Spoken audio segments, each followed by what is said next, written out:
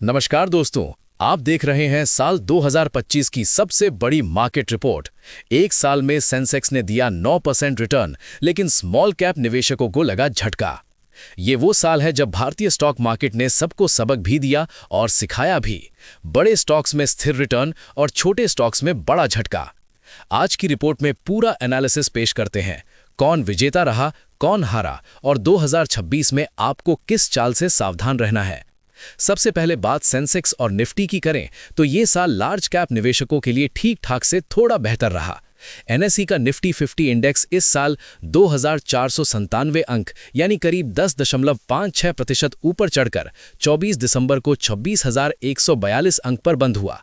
वहीं BSE Sensex ने 7,269 अंक यानी 9.3% का रिटर्न देकर 85,408 अंकों पर क्लोजिंग दी, जबकि पिछले साल ये 8.17% ही चढ़ा था।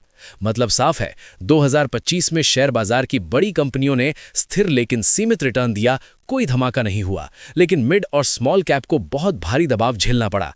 अब देखिए मिड कैप का हाल।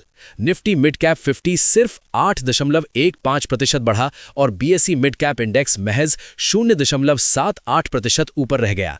पिछले साल यही इंडेक्स 20-25% रिटर्न दे रहे थे और इस बार मुश्किल से 1 अंकों की ग्रोथ। अब आइए उस हिस्से पर जहां निवेशकों को असली दर्द मिला, small caps. BSE small cap index इस साल 6.68% गिरकर 51,493 अंक पर आ गया, यानी लगभग 3,687 अंकों की गिरावट। निफ्टी स्मॉल कैप 100 इंडेक्स भी 5.65% या 1,060 अंकों की गिरावट के साथ 17,708 अंक पर पहुंच गया।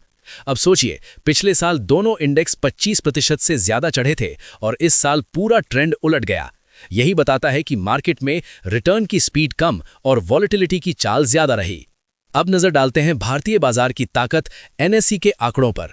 एनएसई ने बताया कि उसके प्लेटफॉर्म पर देश का कुल मार्केट कैप 469 लाख करोड़ रुपए तक पहुंच गया, जो पिछले साल के मुकाबले 6.8% ज्यादा है।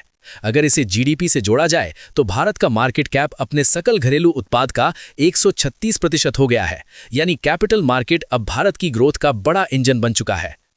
पूंजी निर्माण की बात करें तो इस साल कुल 19.17 लाख करोड़ रुपए मार्केट के जरिए जुटाए गए। इसमें इक्विटी से 4.12 लाख करोड़ और डेट मार्केट से 14.72 लाख करोड़ रुपए आए। डेट मार्केट में करीब 10% की ग्रोथ रही। अब आते हैं इस साल के सबसे बड़े हाईलाइट, आईपीओ बूम पर। साल 2025 में कुल 101 मेन बोर्ड आईपीओ आए, जिनसे 1.61 लाख करोड़ रुपए जुटाए गए। वहीं छोटे और मझले बिजनेस सेगमेंट एसएमई आईपीओ से अतिरिक्त 5,589 करोड़ रुपए जुटे। आईपीओ लिस्टिंग एक्टिविटी के मामले में भारत दुनिया में दूसरे नंबर पर रहा और एनएसई ने वैश्विक स्तर पर नंबर 1 की पोजीशन बनाए रखी। करीब 53.3% ग्लोबल शेयर सिर्फ एनएसई का रहा। अब निवेशक भागीदारी की बात करें तो साल 2025 में 1.5 करोड़ नए निवेशक जुड़े, जिससे भारत के कुल रजिस्टर्ड निवेशक 12.4 करोड़ पार कर गए। सबसे ज्यादा एक्टिव इन्वेस्टर्स उत्तर प्रदेश, महाराष्ट्र, गुजरात और तमिलनाडु से रहे। अप्रैल 2020 से अब तक घरेलू संपत्ति में लगभग 53 लाख करोड़ रुपए का इजाफा हुआ है। और एक बड़ा आंकड़ा, एनएसई आईएक्स ने इस साल पहली बार 1 लाख करोड़ डॉलर के ट्रेडिंग टर्नओवर को पार किया, जो अब 1106 बिलियन डॉलर पहुंच चुका है। तो कुल मिलाकर तस्वीर साफ है। साल 2025 में लार्ज कैप ने स्थिर रिटर्न दिया, मिड कैप ठहर गया और स्मॉल कैप ने ब्रेक लगाया। आईपीओ और घरेलू निवेशकों की एंट्री ने बाजार को मजबूत रखा, लेकिन स्पेकुलेशन की गर्मी अब ठंडी होती नजर आ रही है। तो दोस्तों, उम्मीदों की बात 2026 पर छोड़िए। मार्केट अब रियल ग्रोथ पर फोकस कर रहा है, ना कि सिर्फ रैली पर। अगर आप निवेशक हैं तो रणनीति साफ रखिए, क्वालिटी, डाइवर्सिफिकेशन और लंबा विजन।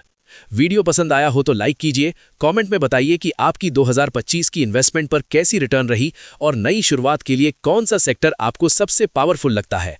साथ ही चैनल को सब्सक्राइब कीजिए, परिवार और दोस्तों से शेयर कीजिए और बेल आइकन दबाइए ताकि 2026 की मार्केट की पहली बड़ी रिपोर्ट सबसे पहले आप तक पहुंचे।